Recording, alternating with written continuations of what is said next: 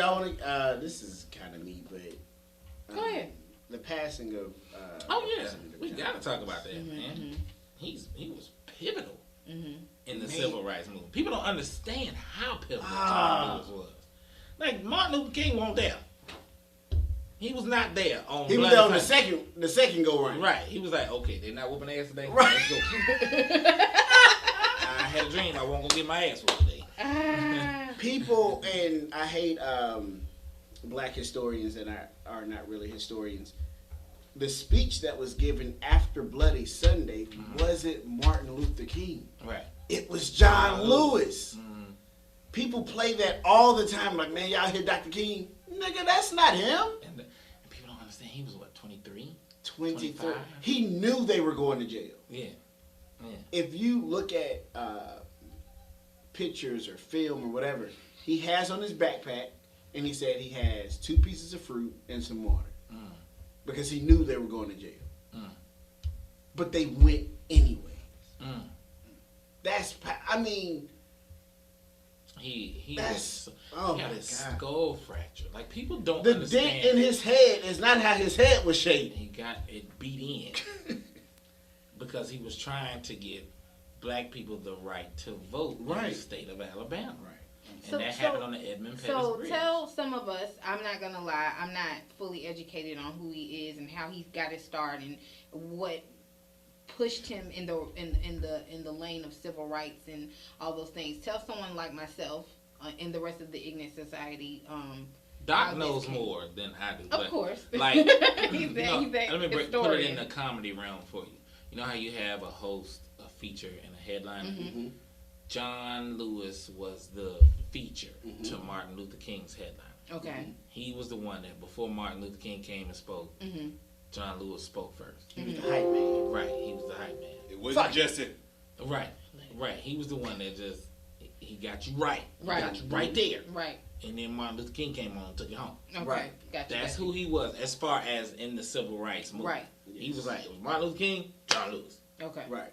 So Doc knows more of the origin and how that shit came. I mean, I probably shouldn't say shit, but how. So the biggest thing that John Lewis is known for, of course, is Bloody Sunday,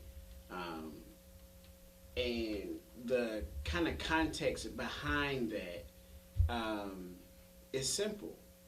They didn't break any law. They were literally walking to the state capitol to exercise their right to vote. So that's how he got involved in civil rights. That was his just being a part of the campaign. That was his Rosa Parks moment. Okay, you see what I'm saying? And he just went off right. From there. And the fact that he was front line. He said when he was walking across that bridge, he saw death. And instead of retreating, he kept going forward. And through all the beatings and the dogs and everything, they did it again. You see what I'm saying? Like, this is what I say about our society today. If we're met with force, a lot of us will retreat. Oh, yeah. Easily. Well, oh, man, you know, fuck it. I would. You know what These niggas, like, they moved forward, and the second time, it was even more. Even more people, and they took the same route. They thought the same thing would happen. And, I mean, people look at, this is why I say voting is so, when I hear people that are educated on voting say, oh, my vote doesn't matter. This is why that pisses me off. Because people did die on that bridge that day. They did. He was one of the ones that, you know, was lucky enough not to. But people died on that bridge that day. They call it Bloody Sunday not just because of, you know, what happened. They have pictures, and you can go to, it's a tour. It's called the African American Heritage Tour. I recommend whoever that wants to go on. I used to go every year. They have pictures. Blood was literally running down the street like water after it rains. Again, you have thousands of people marching. They beat everybody. Everybody who came out there on that bridge. Dogs attacking. And the other thing, it wasn't just adults. If mom and dad have a child and they're marching, their child was with them. Yeah. They beat babies. Not gaga goo goo baby, but kids. Is that what they do? No. Don't you do this while you talking about this right now. Don't you do that. Sorry. Don't you do that. But yeah, so it's it's a lot of different things that the Heritage Tour covers. The one thing that I can never go see is the church where the four girls were bombed. I can never go. Because I don't have kids, but kids always have a soft spot. Right. They get you. So I'm just like, man, these kids were just at church. Chilling. Praising the Lord. And some ignorant white racists. These people were just marching to go vote. And some ignorant white racists. Like, it's that simple. Like, I could see if they were, hey, we about to go vote, fuck, motherfucker. Hey, Alabama, we ain't this big. Like, they ain't even cussing back then.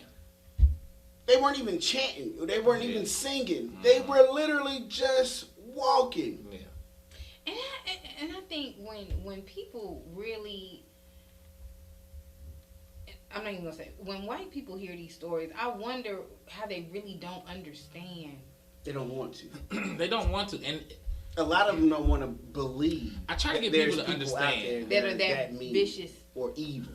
I try to get people to understand, like, white people, they live in their own bubble.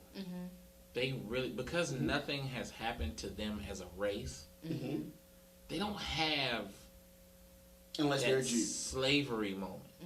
They don't have that. They don't have that apartheid moment. They don't have. They have that Civil War moment, but that Civil War was to one side wanted to keep slavery against black people. You know what pisses me off to all hell? These motherfuckers that say the Confederate flag is just about Southern heritage. Mother, I will slap you in your Southern heritage. Let me tell you. It's dumb. That's one of the dumbest reasons I will ever hear in my life. But they really believe it. It's not an excuse. They're not trying to justify. That person really believe calls themselves a patriot. My daddy fought in the war. Bitch, do you know what side of the war your daddy was on? Your daddy fought to have that flag fly and not the one that's the stars and stripes. Your whole daddy wanted to succeed. But you mad at this man for kneeling that had nothing to do with the goddamn flag. Everybody that man. Oh, okay, my God. Hold on, let's talk about this for a quick second. Okay. Time's out. I'm sorry. There you go again. I'm sorry. Did y'all see this nigga tear his ACL after he didn't kneel for the Jonathan Isaac? Yeah. I don't wish injury on anybody. I hollered, nigga. But he tried to use religion and all this as the reason why. He said, we all have done something wrong. I said, you stupid ass nigga. The only person I agree with not kneeling is Pop because medical reasons. I get that. Said if he was down there, nigga, he but was even the dude that played for the Heat, Myers Leonard, yeah. he said it's not that I don't think Black Lives Matter because I do. Right. It's just that I have family members who are in the military. So I'd rather stand and put my hand over my heart for them because they're fighting for us to have. I agree with that. I get that. But this goofy nigga. Did you hear Doc Rivers little interview? Nah, what he say? Doc, and I was like, damn, that's powerful. Doc Rivers said his knee hurt after 2 minutes of kneeling for the national anthem. This man had his knee on another man for 9 minutes. Damn. His knee hurt after 2 minutes of kneeling. He is old. He is. That adrenaline was when you. Let me tell you something. I know what that feels like. I broke glass windows with my bare hands. And the adrenaline. How do we this nigga go back to, but she don't like to fight. I'm just trying to tell y'all what adrenaline does when you angry about something. I don't know why that white man was that angry at this person, but because he was white. But I'm just saying, like, it's the adrenaline. You don't feel anything. You don't. Just and okay. what I've learned about you is that Man, you're very, very violent. Look. Yeah, I need to work. I might need some counseling. And a tad bit sexual. You mix the two together. I always say, if I need some niggas to help me fight, I'm calling Ann first. It might be the thing to do. I'll take my ponytail and hang it on the door. This nigga, I'm sick of y'all.